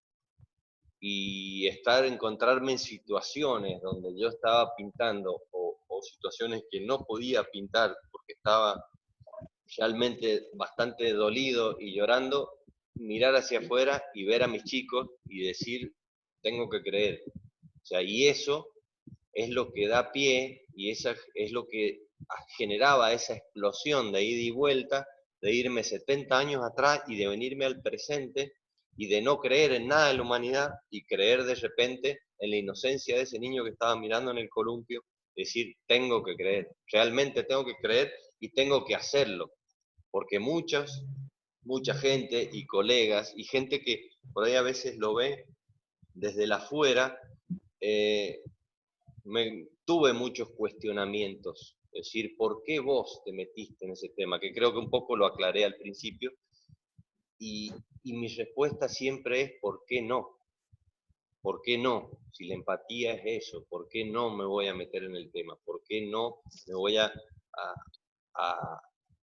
sensibilizar con esto que me está generando algo, me está movilizando, me está haciendo daño? ¿Por qué no plasmarlo? Si en realidad eso es lo que tenemos que generar con el arte, movilizar, generar sensaciones, generar sentimientos. Más allá de cómo lo diga, quién lo diga y por qué lo diga, eso no importa. No, está equivocado el cuestionamiento de decir que yo 70 años después, o que no siendo de la comunidad judía, ¿por qué me metí y por qué no?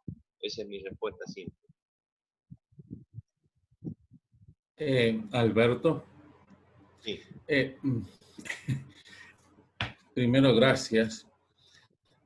Y gracias, como te lo voy a hablar desde la psicología y el arte, ¿no? Gracias porque has podido, al menos yo lo he visto, ¿no? Ver, enseñarnos y transitar ese proceso de duelo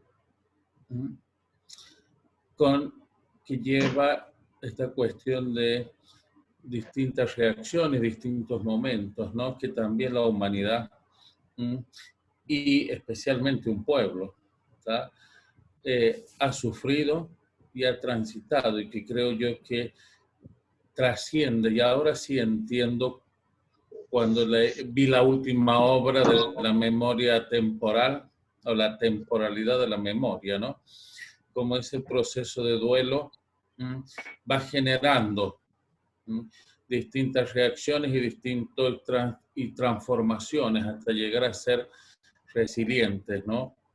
Pero sin perder esa función que muchas veces, nos han hecho creer que es la memoria, que es una función cognitiva superior, ¿no? Pero que últimamente, gracias a la neurociencia, nos dicen que tiene su base en la amígdala y de las emociones. No hay memoria y no hay proceso de sostener y construir la memoria, sino uno como pueblo y como individuo es capaz primero también de sentir, de mover emociones, de mover realidades que, como bien lo has dicho, no son del pasado, sino también del presente.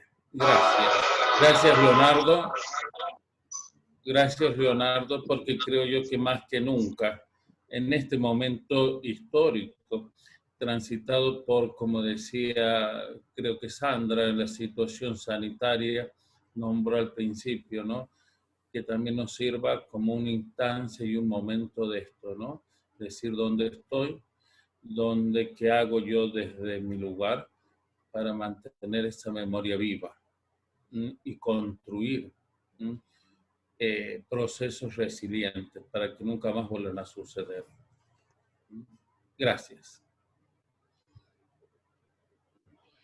Bueno, yo primero quiero decir gracias. O sea, ha sido una charla, una muestra sumamente conmocionante, desgarradora, dolorosa, emotiva. Nos has hecho transitar diferentes sentimientos y emociones. Pero a la vez siento que estamos en todos estos pasos que hemos transitado nos ha llevado a decir que hay un futuro esperanzador. Creo que si todos juntos caminamos por este mismo sendero, de lo que vos dijiste recién, de la empatía, de ponerse en la piel y en el cuerpo del otro, y el de tratar de compartir tanto penas como alegrías, podemos salir adelante y evitar eso que vos decías que es tan previsible de los tiempos y de los ciclos de la humanidad. Segundo, felicitarlos a todos, especialmente a vos, Alberto, a Leonardo, a Sandra, a Yamile, a la Municipalidad de la Capital, por permitirnos disfrutar esto. Y en lo personal, decirte que ha sido realmente un aprendizaje, y lo valoro desde el fondo de mi corazón. Así que muchísimas gracias a todos.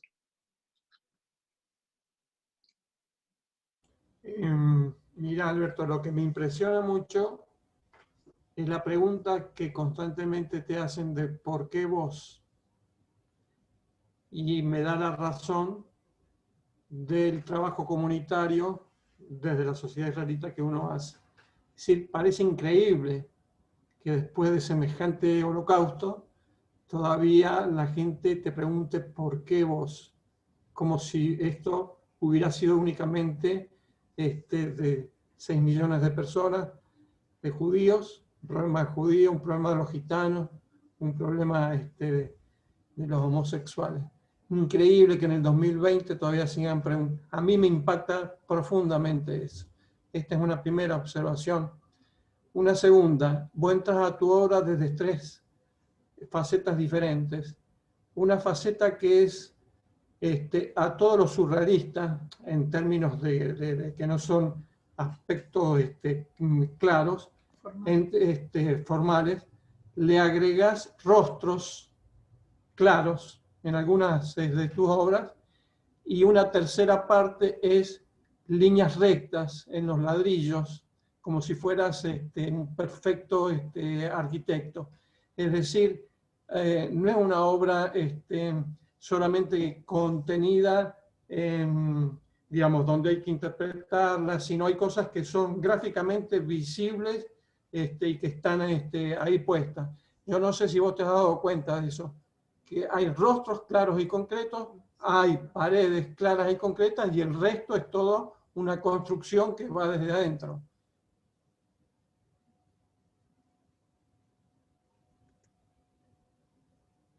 Estás muteado, Alberto.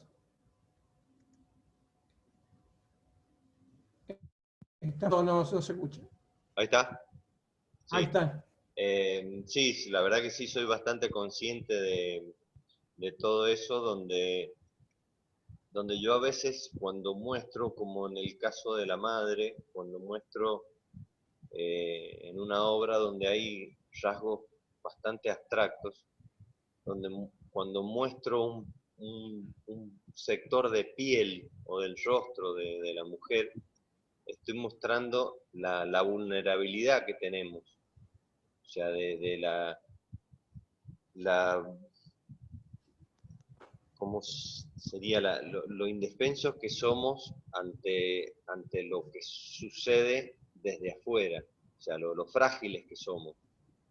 En eso es un poco lo que intento a veces mostrar cuando muestro la piel de la persona o el rasgo tal cual uno lo puede ver en la realidad, o ese no llegan, no me interesa la parte realista ni el realismo para nada, pero sí a veces en ciertos momentos, cuando muestro una mano donde se le ve la piel, es un poco eso en sí, o sea, mostrar esa debilidad que puede llegar a tener esa piel ante el maltrato, ante el sufrimiento, y ese amor que puede transmitir esa piel a través del contacto con el niño que no está. Por eso ese ínfimo contacto del niño que no está visible en la pieza, solamente se puede llegar a ver la piel del niño donde tocan los dedos de la madre. Por ahí esos son indicios que voy usando, no es porque me interese el realismo ni la persona misma que está representada, sino porque es indistinto quién usé como modelo o lo que fuera, pero sí me interesa a veces mostrarlo de esa forma, que si fuera mostrado de una forma quizás más expresionista o más abstracta, me llevaría hacia otro lado. Y yo lo que quiero mostrar ahí en ese caso puntual es la piel en sí. O sea, en esa situación puntual. Y cuando muestro la parte de líneas o de arquitectura o de ladrillos que se superponen con distintos puntos de fuga, es un poco eso, quizás también un poco de mi educación, que también como técnico constructor, diseñador industrial, y también tengo mucho de trabajar con muchas perspectivas, es algo que me atrae mucho en lo visual. Siempre lo hago. Estaba por preguntar si era arquitecto, porque estaba una parte de eso está ahí en la obra. Claro, algo de eso hay, y siempre el ser humano, a veces la gran mayoría de las cosas siempre se va a esa línea recta, a ese punto de fuga, que es lo que me interesa mostrar. Que después en series posteriores o series que no tienen nada que ver con esta temática, juego también mucho con eso, con la parte orgánica y con la parte más estructural y más de línea recta, con puntos de fuga, y voy jugando mucho con eso. Muchas gracias, está clarísimo eso. Bueno. Muy bien.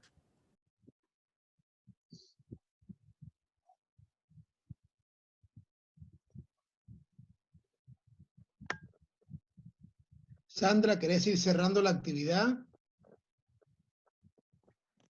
Bueno, si no hay otra pregunta, y antes de que vos digas las palabras de cierre, recordarles que ahí, bueno, en primer lugar, agradecerte, Alberto, nuevamente.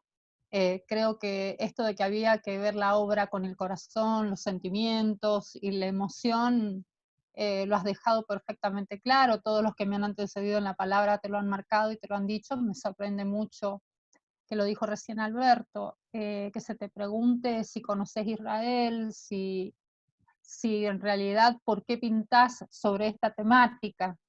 La verdad que nunca lo había visto desde el lado en que la respuesta que vos has dado, desde ese lado. Así que bueno, agradecerte una vez más, agradecerte que nos honres con esta muestra en el Centro Cultural San Martín. Ahí Jamile ha puesto en qué horarios nos pueden visitar. Los lunes de 17 a 21, y después de martes a sábado en horario de mañana y en horario de tarde.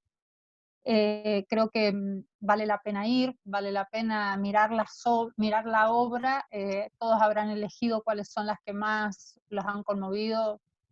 Hay una en especial que se lo comenté ese día, que es a mí personalmente la de la persona que tiene como una gran mochila de alambres de púa, ese niño con sus manitos y la mariposa, y la mamá nueva abrazando un bebé que han entregado desde la oscuridad. Creo que esas dos fueron las obras que a mí más me conmovieron, que me hicieron pensar qué terrible que somos los seres humanos cuando no nos permitimos sentir y nos desconectamos terriblemente desde la razón y el corazón. Somos capaces de cometer las atrocidades más grandes. Y pensar que esto pasó no hace muchos años, y que lo que hemos sido capaces. Esta mañana justamente me visitaba alguien de la Iglesia Católica y me decías, este año no hemos tenido guerras. Y si nos ponemos a pensar, este año no hemos tenido guerras ni atentados. Y sin embargo hemos sido todos privados de nuestra libertad. Entonces creo que hay cosas en las personas y en los hechos históricos que nos marcan. Nosotros seguramente esta generación vamos a pasar a la historia por esta pandemia de ahora, como pasó y pasará aquella noche de los cristales rotos. Pero lo ha sabido reflejar perfectamente, y hoy me emocioné tal como me he emocionado cada vez que he ido a la estación y veo tu obra.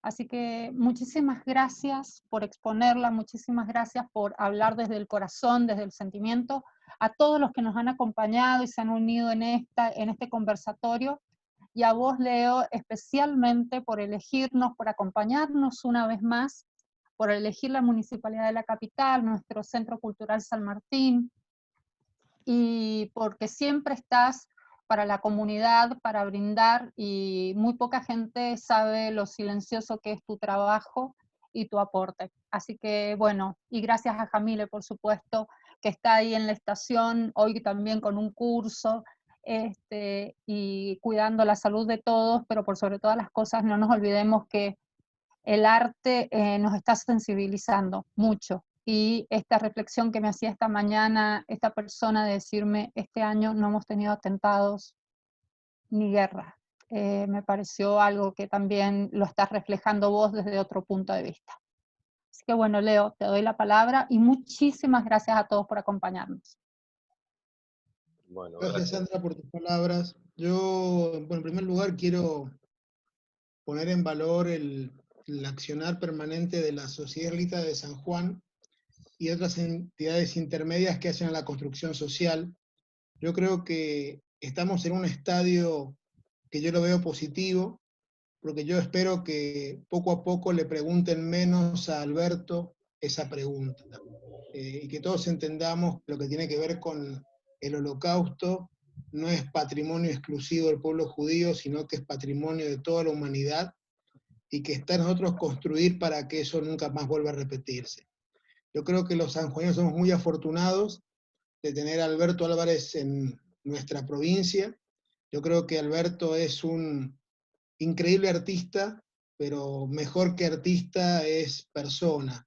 Una persona que está comprometida con el otro, una persona que busca hacer un mensaje de construcción, y yo quiero nuevamente felicitarlo, invitarlos a todos, como dijo Sandra, de acercarnos y ver esa muestra.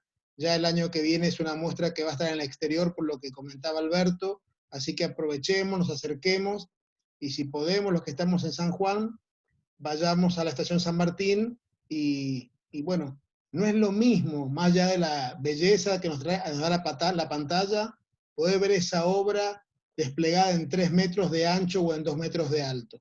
Así que nuevamente, Alberto, gracias por todo. Bueno, gracias Leonardo, y también los saludo a todos, los saludo y les agradezco la atención que han tenido. Lo que ha durado la charla, por ahí a veces, no sé si hablé demasiado o no, o a veces peco con equivocaciones de no usar la palabra correcta, pero bueno, les agradezco a todos haber prestado la atención que han prestado, y que les haya llegado lo que se quería con esto también, un poco charlar lo que estaba ahí montado, lo que está ahí montado, y que se pueda aprovechar, o sea, que se pueda transmitir entre ustedes o en sus pares, amigos, conocidos, que puedan ir y apreciar la muestra en vivo, porque así como dijo Leo, fue una muestra que estuvo en Uruguay en febrero, se hizo un esfuerzo muy grande de traerla, se desarmó toda, se volvió a armar toda acá, sabiendo que ya tenía fecha fija en Montevideo, o sea, se podría haber quedado allá, pero bueno, la idea era que los sanjuaninos la vean completa, entonces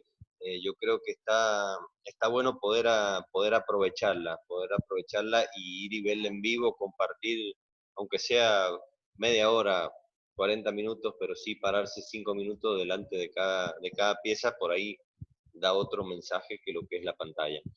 Y bueno, gracias, más que agradecer a Sandra, a Leonardo y a Yamile y a todos los que estuvieron aquí presentes. Gracias por haberle dado el valor a lo que uno está transmitiendo, y siento que recibí el respeto de haber tenido la palabra cuando quizás hay gente con mayor facilidad de palabra o pueden llegar a transmitir otra cosa, cuando lo mío por ahí es más para lo visual, pero también fue una experiencia linda y la he disfrutado, la verdad que gracias.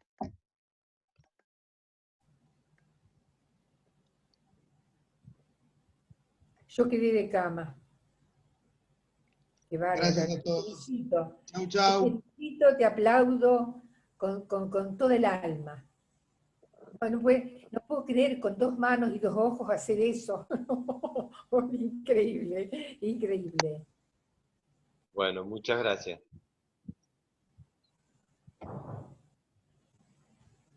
Bueno, creo que perdió River, me parece, Alberto, ¿no? Ya voy a terminar mal la reunión. No sé cómo ha salido, realmente no sé cómo ha salido. Pero bueno, valió la pena canjear el partido de fútbol por esta hermosa reunión. Bravo. La verdad que gracias. Sí. Bueno, gracias Alberto. Gracias. Gracias Chao a todos.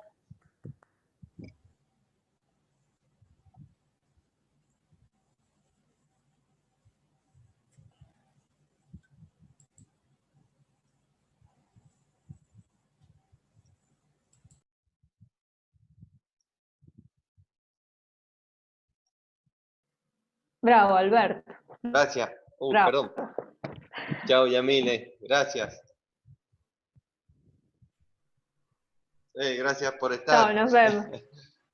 Chao, Yamile. Chao, Iván. Gracias. Adiós. Gracias.